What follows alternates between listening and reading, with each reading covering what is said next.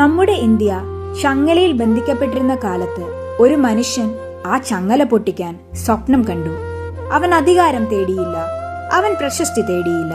അവൻ ചോദിച്ചത് ഒറ്റ കാര്യമാണ്: നിന്റെ രക്തത്തിൽ ധൈര്യമുണ്ടോ?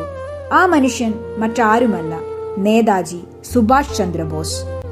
1897 ജനുവരി 23 ഒഡീഷയിലെ കട്ടക്കിൽ ജനിച്ച സുഭാഷ് ഒരു സമ്പന്നവും സംസ്കാരപരവുമായ കുടുംബത്തിലാണ് വളർന്നത്. അദ്ദേഹത്തിന്റെ അച്ഛൻ ജനികനാഥ് ബോസ് പ്രശസ്തനായ അഭിഭാഷകനായിരുന്നു. അമ്മ പ്രഭാവതി ആത്മീയത നിറഞ്ഞ സ്ത്രീയായിരുന്നു. ചെറുപ്പം മുതൽ സുഭാഷിന് ആത്മാഭിമാനം ഏറെ ശക്തമായിരുന്നു. അന്യായം കാണുമ്പോൾ മിണ്ടാതിരിക്കാൻ അദ്ദേഹത്തിന് സാധിക്കുമായിരുന്നില്ല.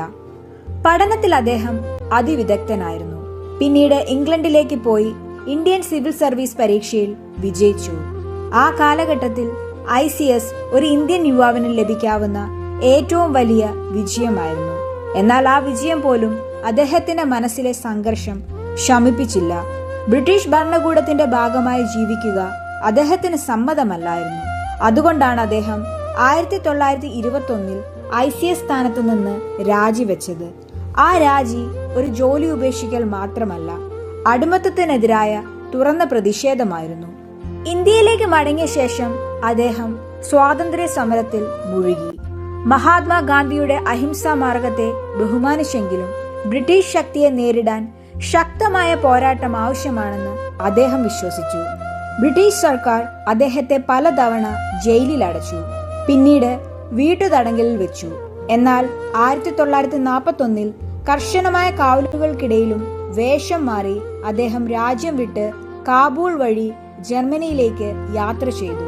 പിന്നീട് ജപ്പാനിലെത്തിയ ശേഷം അദ്ദേഹം ഇന്ത്യൻ നാഷണൽ ആർമിയുടെ INA നേതൃത്വം ഏറ്റെടുത്തു.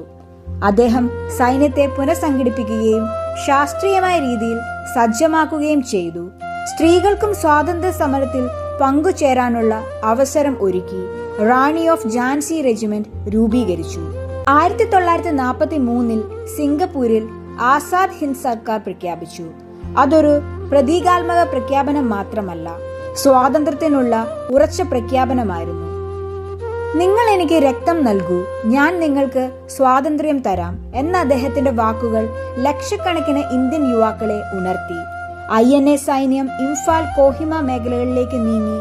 യുദ്ധം അന്തിമ വിജയത്തിൽ എത്തിയില്ലെങ്കിലും ബ്രിട്ടീഷിനെതിരായ ഇന്ത്യൻ സൈനികരുടെ ആത്മവിശ്വാസം വർദ്ധിപ്പിച്ചു. അടിമ മനോഭാവം തകർത്തത് തന്നെയാണ് അദ്ദേഹത്തിന്റെ ഏറ്റവും വലിയ വിജയം.